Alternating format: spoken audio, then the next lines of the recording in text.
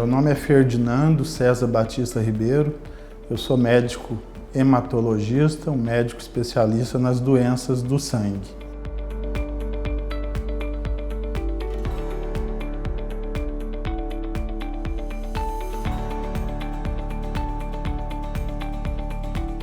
Esse tópico sobre causa de leucemia ainda é muito questionável.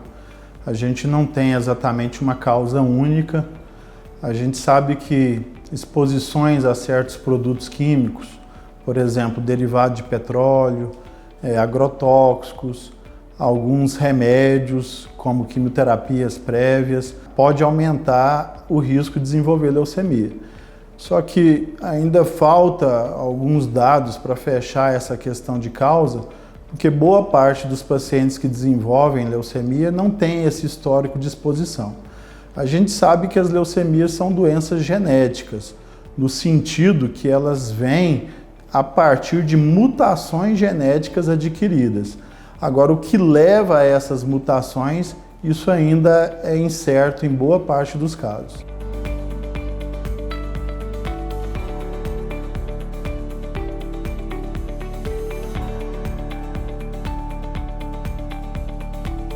Então, quando a gente fala leucemia, esse é um termo genérico, vamos dizer assim. Não existe só uma leucemia. Então, tem vários subtipos de leucemia. E quando a gente olha, cada subtipo pode ter uma faixa etária principal. Então, na verdade, leucemia pode acontecer desde crianças bem jovens, bebês, até mesmo adultos, adolescentes e idosos. Não existe exatamente uma única faixa etária. Aí quando eu classifico as leucemias, então, por exemplo, se eu falar sobre leucemia linfóide crônica, é um dos tipos, talvez o tipo mais comum, é o tipo mais comum de leucemia. Essa é uma leucemia que pega principalmente a faixa etária dos idosos. Se eu pegar outro subtipo, a leucemia linfóide aguda, essa é a leucemia mais comum na infância, inclusive é o câncer infantil mais comum. Então, dependendo do subtipo, a gente vai ter uma faixa etária principal acometida.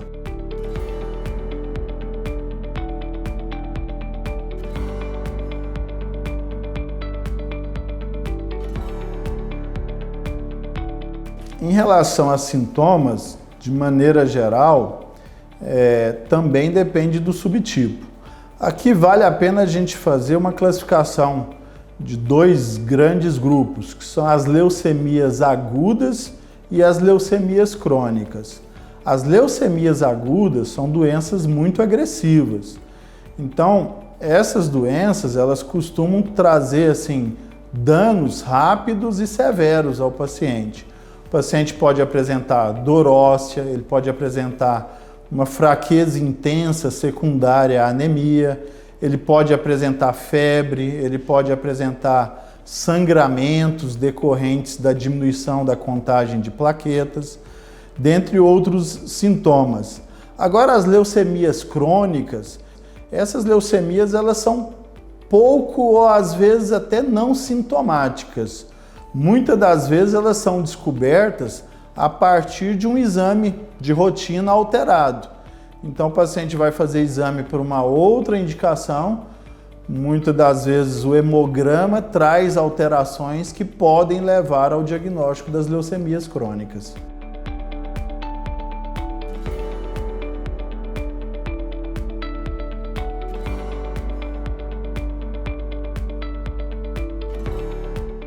Então, como eu falei, isso vai de encontro à questão de causas. Hoje, assim, os fatores mais reconhecidos são certas exposições ambientais. Então, pessoas que se expõem a petróleo, derivado de petróleo, benzeno, que é muito usado em indústrias como solventes, agrotóxicos, são considerados fatores de risco para a leucemia. Outro fator de risco para a leucemia é o antecedente de tratamento oncológico. Então, não é tão raro assim um paciente ter tratado um tipo de câncer, por exemplo, um câncer de mama com quimioterapia no passado e depois de um tempo ele desenvolveu uma leucemia. Quem faz tratamento quimioterápico, ele acaba aumentando a chance de desenvolver leucemia. Existem certas doenças, principalmente doenças genéticas, por exemplo, a síndrome de Down, que tem um risco maior de desenvolver leucemia. E outras doenças genéticas adquiridas, por exemplo, a doença da medula óssea chamada mielodisplasia, que também aumenta o risco de evolução para leucemia.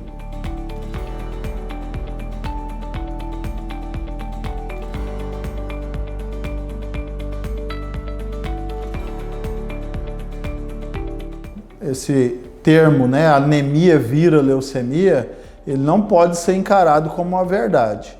A anemia é a diminuição dos glóbulos vermelhos do sangue. Isso tem várias causas. Uma anemia, por exemplo, por falta de ferro, que é a causa mais comum na população, em nada aumenta o risco de desenvolver leucemia. Agora, uma anemia causada por outro tipo de condição, como eu já falei, uma doença medular, uma mielodisplasia, essa sim aumenta o risco de leucemia, mas não é a anemia em si. Então não dá para dizer que a anemia vira leucemia. Tudo depende de investigar a causa da anemia e isso vai ser avaliado se há risco ou não de leucemias.